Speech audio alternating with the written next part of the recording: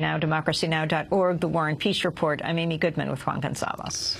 We turn now to a controversy brewing at Yale University over a proposed center that would use immigrants from the surrounding community to train special operations forces in interview techniques.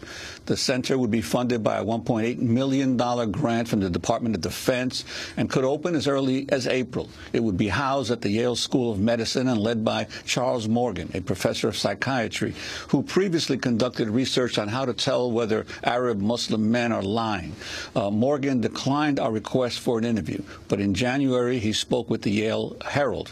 He told the paper he hopes to convince the Green Berets, some of them just back from the front lines in Afghanistan, to use non-coercive conversation methods in order to gather intelligence more effectively. On Tuesday, Yale University issued a statement saying the center would promote, quote, humane and culturally respectful interview practices among a limited number of members of the armed forces. This came after graduate and undergraduate students on campus raised concerns about the lack of transparency in planning for the proposed center, its use of immigrant subjects, and the presence of specially trained military operatives on campus.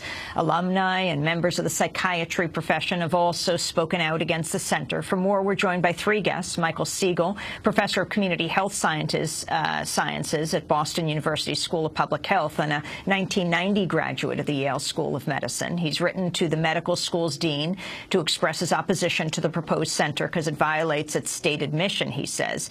And joining us via Democracy Now! Video stream in New Haven, Connecticut, are Alex Lev, a sophomore at Yale University, and Natalie Batreville, a graduate student in Yale's French department.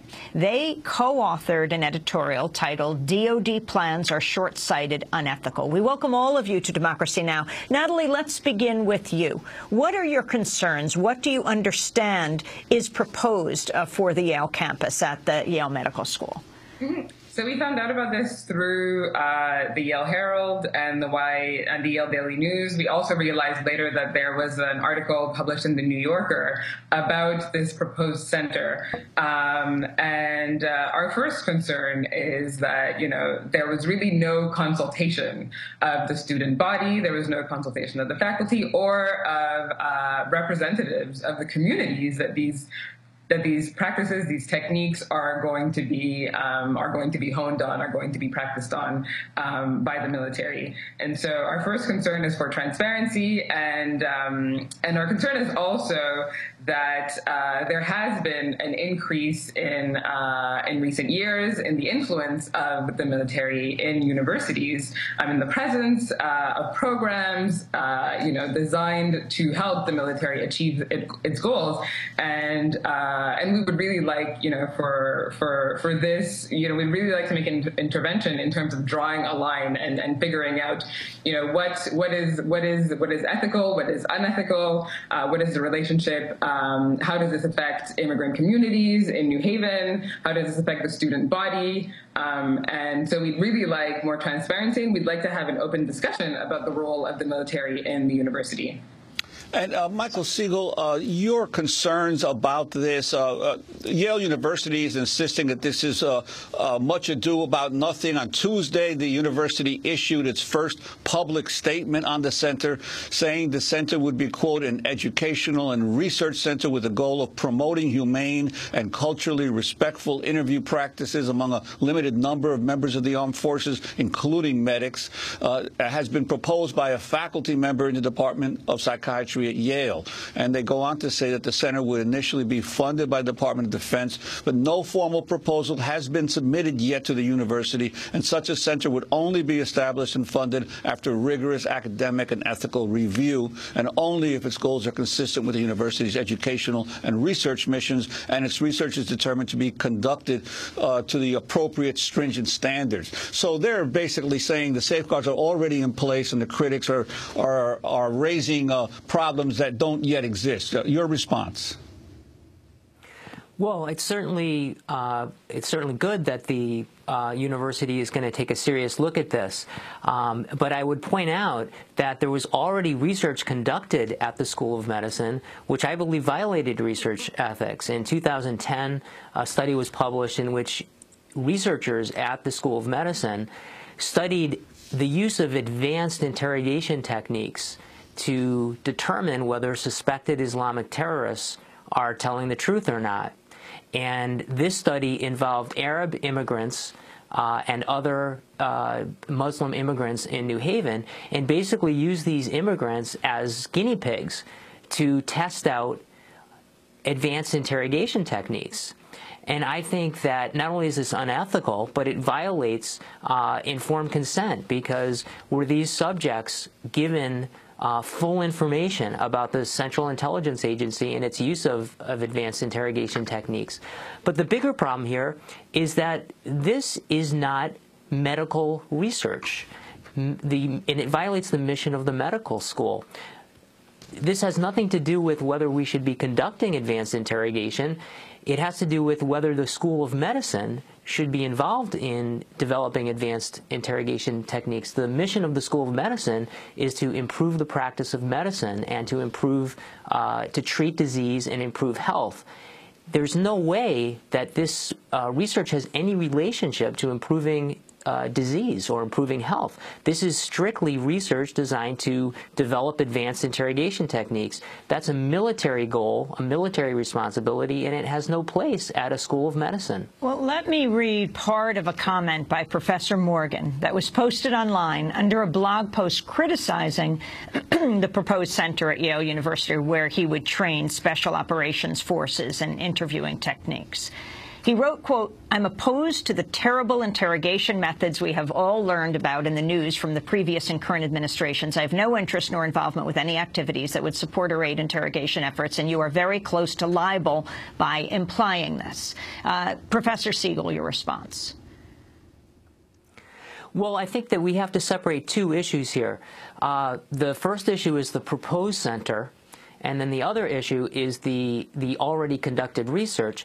It's very true that the proposed center does not involve interrogation, and it doesn't train interrogators. What the proposed center is going to do, it would be to train to train special ops forces in interviewing techniques. This is not interrogation. This would most likely be interviewing of civilians.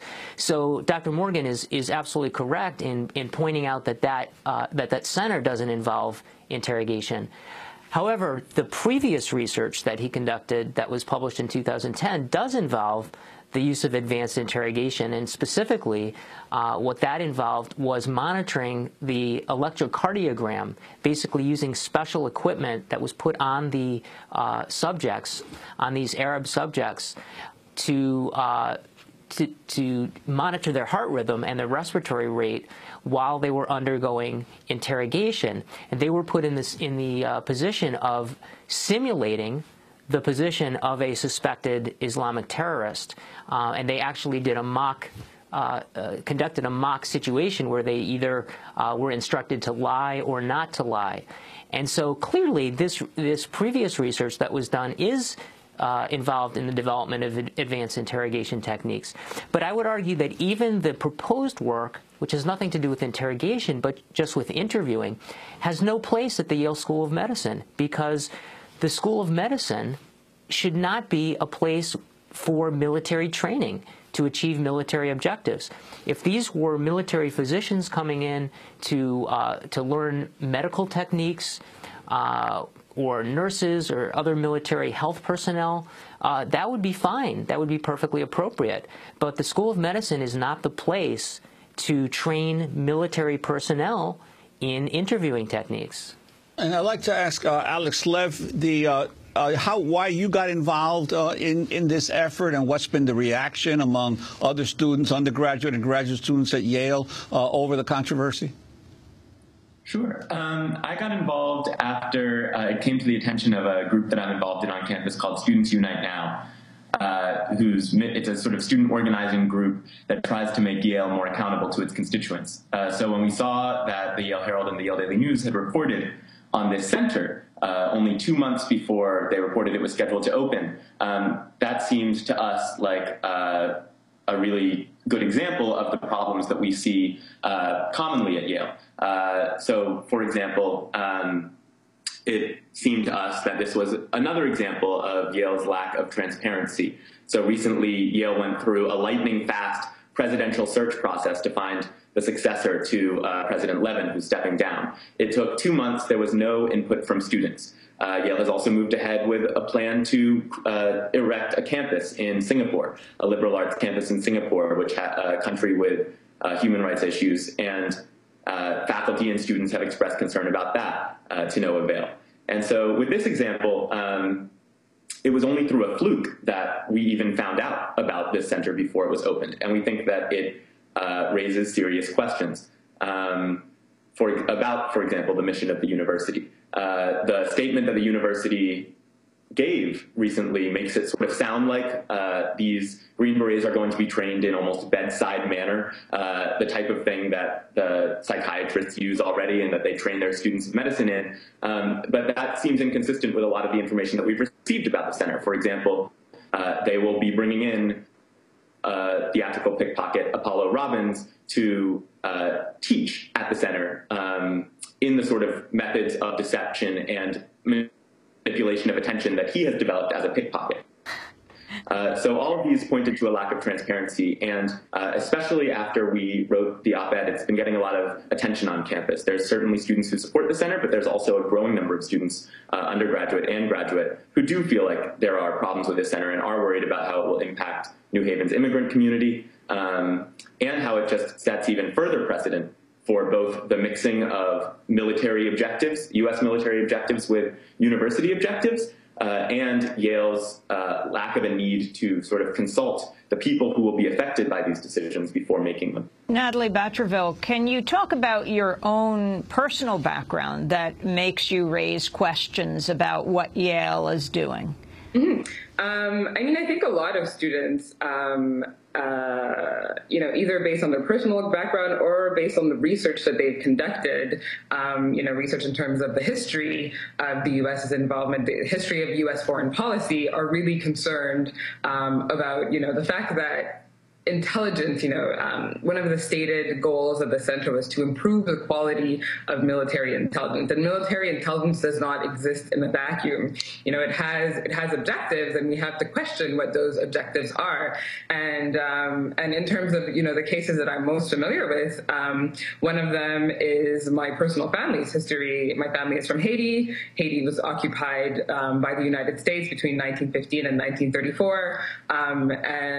My great-great-uncle was actually part of the resistance movement that was trying to fight the U.S. Marines who were occupying Haiti, and he died trying to protect, Haiti's independence, Haiti's freedom, and my personal research actually is on the Duvalier regime, on François Duvalier and Jean-Claude Duvalier's regime, and I was actually reading very, shortly before finding out about all this, I was reading up on the U.S.'s support of François and Jean-Claude Duvalier's regimes, financial support, logistical support in helping to keep him in place. This is a brutal dictatorship, that killed tens of thousands of people. And so when we say that we are just, helping to improve whether it's through interviewing techniques, there's no way to control what are the ultimate goals that these techniques will be used to advance, and whether those are, morally defensible or not. Recent examples are obviously, fabricated weapons of mass destruction, and so I think there's really cause for concern in terms of what this represents, and in terms of whether a university can really, as we said in our op-ed article, align itself with U.S. foreign policy in such a way. And there's also issues with, in terms of trying to, I think it's impossible to control how this will be used, but the larger questions of transparency are also important because the rules in terms of disclosure and what is top secret for a university are quite different than those for the military. And so there's sort of like I think that there's a problem insofar as which would trump which, the university's rules about transparency or the military's. And so these are all reasons why we think that this, that this at the very least, would require a broad consultation that would involve people in the community and the students and the faculty. Well, it should come as no surprise that some students at Yale disagree with you. In an editorial supporting the proposed interview training center, Yale sophomore Will Davenport wrote, quote, "When we have the opportunity to enhance the effectiveness of special operations groups designed to chase terrorism to the edges of the earth, I hope we can unite behind a common bond of humanity and support techniques that may very well save lives on both sides of the fight." Alex, your response? Sure.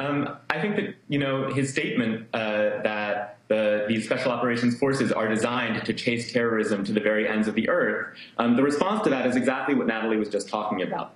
Actually, the purpose of the special operations forces is to achieve United States foreign policy goals. Now, at times, those goals may include morally defensible things. That's true. But basically what Yale would be doing in starting this center and bringing in Green Berets to train them in sort of effective lie detection techniques is that they would be increasing, as Will Davenport says, they'd be increasing the effectiveness of the U.S. military at achieving its goals. Now, why should Yale be doing that? I think that we would all agree that Yale shouldn't necessarily do that for other militaries, right? If we set up a center that allowed us to, even of our allies, right, that allowed us to train British military operatives or French military operatives or Chinese military operatives, I think that we'd all recognize that Yale could not blindly align itself with whatever fickle foreign policy goals those countries have. But especially given the concerns that Natalie's brought up about past uses of the U.S. military to achieve not necessarily moral foreign policy goals, it's especially worrisome. So I think that Will Davenport's view is based on a sort of naive assumption that the U.S. military can do no wrong. In a report about Professor Morgan's study of interrogation methods that was published in the journal Psychophysiology, he and his co-authors described it this way, quote, "The participants in this study were from a non-American Arabic-speaking culture. Given the relative paucity of detecting deception studies and non-acculturated participants requiring the assistance of a translator, these data provide a step toward understanding deception in a unique context that exists for real-world investigators." Professor Siegel, I was wondering if you could just wrap up. Again, I wish Professor Morgan, Dr. Morgan, joined us today. He said he would only start talking about this publicly when there was a center. He says this is just proposed. Well, again, there's two different issues here. The study that you're talking about is one that was already conducted, and that's different from what will happen at the center. The center involves interviewing, and the study involved actual advanced interrogation. And I think there's a larger issue here, and the larger issue is really what are legitimate uses of medicine and what should medicine be involved in. And I think that Yale has now crossed a line. There are nefarious purposes to which medicine can be used. I mean, for example, one could use medicine to design biological weapons. Clearly, everyone would agree that the Yale School of Medicine should not be involved in helping to achieve that military objective.